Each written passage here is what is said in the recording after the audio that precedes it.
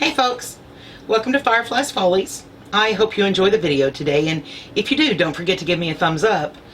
And if this is your first time here, I hope that you'll subscribe and stick around a while. Today I'm going to show you how I dehydrate mixed vegetables for long-term shelf-stable storage. Now, for those who have been on my channel for a bit, you know that I have wombaroos, and wombaroos are miniature sugar gliders.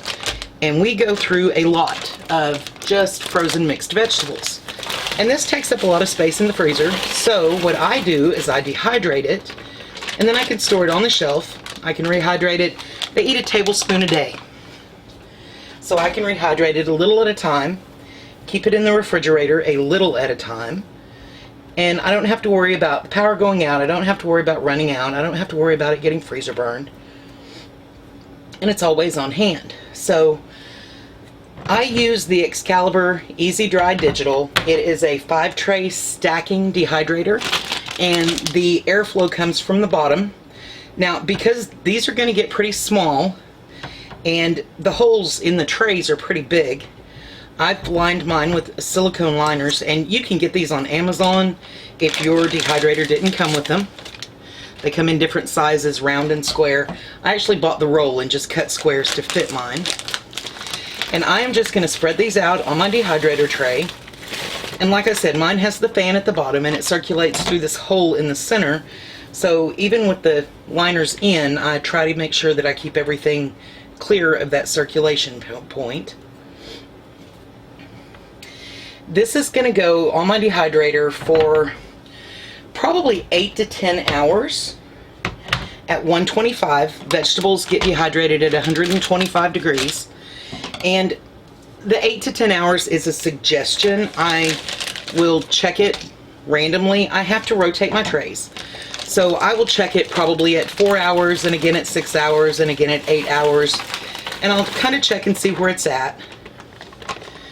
Because depending on how wet, or in this case frozen vegetables take a little bit longer.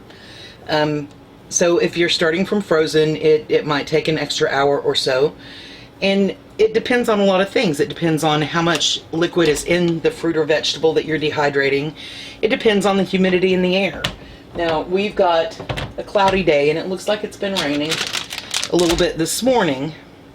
So that affects the amount of time that it takes it to dry as well.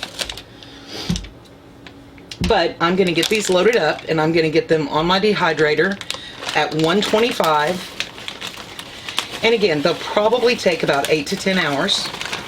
Now, this rehydrates really well.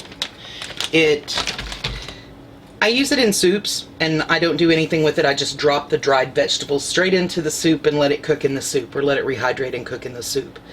But for my girls, I take a tablespoon of it and I pour boiling water over it and let it sit for about 5 or 10 minutes, and it comes back to life. It tastes fine, it feels fine as far as texture goes.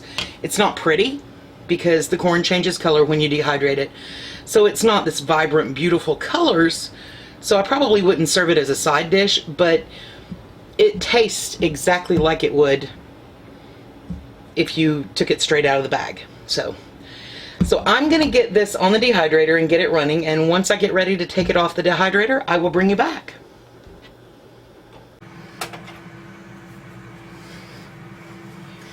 Okay, the mixed vegetables dried, and they are crunchy, and that is what you're looking for. You want them to be completely dry. So what I'm going to do is I'm going to put them in a quart jar, and I will keep them sitting out on my counter for 2 or 3 days, it's called conditioning. I'll just keep an eye on them. I'll shake them about once a day, and I will look in the shoulder or the neck of the jar, up in the shoulder, for any condensation. If you see any condensation, that's an indication that you're not quite dry, and you need to put them back on your dehydrator for a few hours.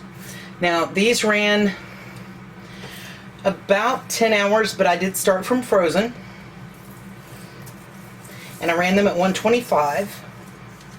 The great thing about these little sheets, these little silicone sheets that you can get, is one, they're tiny, so you don't have to worry about things falling through, but two, it sure makes it easy to empty your dehydrator trays.